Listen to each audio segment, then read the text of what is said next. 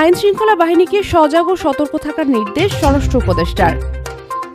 দ্বিতীয় দিনের মতো প্রধান উপদেষ্টার কার্যালয়ের গেটে অভ্যুত্থানে আহতরা। শুনছিলেন সংবাদ শিরোনাম, এবারে বিস্তারিত। এখন ইস্পাহানি মির্জাপুর প্রতি 400 গ্রাম প্যাকের সাথে একটি আকর্ষণীয় কাচের বোল ফ্রি।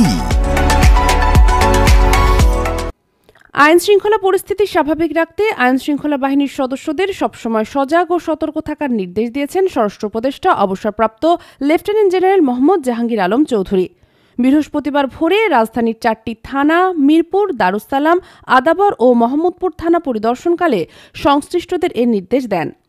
এ সময় উপস্থিত সাংবাদিকদের প্রশ্নের জবাবে উপদেষ্টা বলেন, জনগণ যাতে নির্বিঘ্নে ঘুমাতে পারে ও নির্ভয়ে চলাফেরা করতে পারে, আইন শৃঙ্খলা বাহিনীকে সেটা নিশ্চিত করতে হবে। তিনি বলেন, আইন শৃঙ্খলা পরিস্থিতি মনিটরিং করার জন্য আইন শৃঙ্খলা বাহিনীর পাশাপাশি মন্ত্রণালয়ের অফিসারদেরও দায়িত্ব দেওয়া হয়েছে। তাছাড়া ফোর্স ও টহলের সংখ্যা বাড়ানো হয়েছে। উপদেষ্টা বলেন, যারা আইন শৃঙ্খলা পরিস্থিতির অবনতি ঘটাচ্ছে তাদেরকে আইনের আওতায় নিয়ে আসা হবে। তিনি বলেন, থানার কার্যক্রম স্বাভাবিক গতিতে চলছে। থানাসমূহ সঠিকভাবে কাজ করছে কিনা তা দেখতেই এ পরিদর্শন।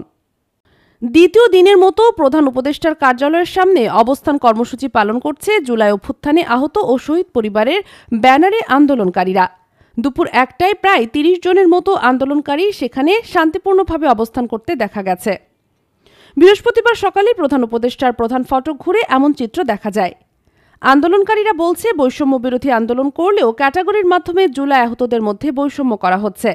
অনেক গুরুতর আহতকে শুধুমাত্র শনাক্তকরণের ভুল পদ্ধতির কারণে সুবিধা বঞ্চিত হচ্ছে। এতে তাদের চিকিৎসা ও পুনর্বাসন অনিশ্চিত হয়ে গেছে। গতকাল বুধবার থেকে অবস্থান প্রসঙ্গে তারা বলেন, যতক্ষণ পর্যন্ত আমাদের দাবি পূরণ না হবে আমরা এখানেই অবস্থান করব।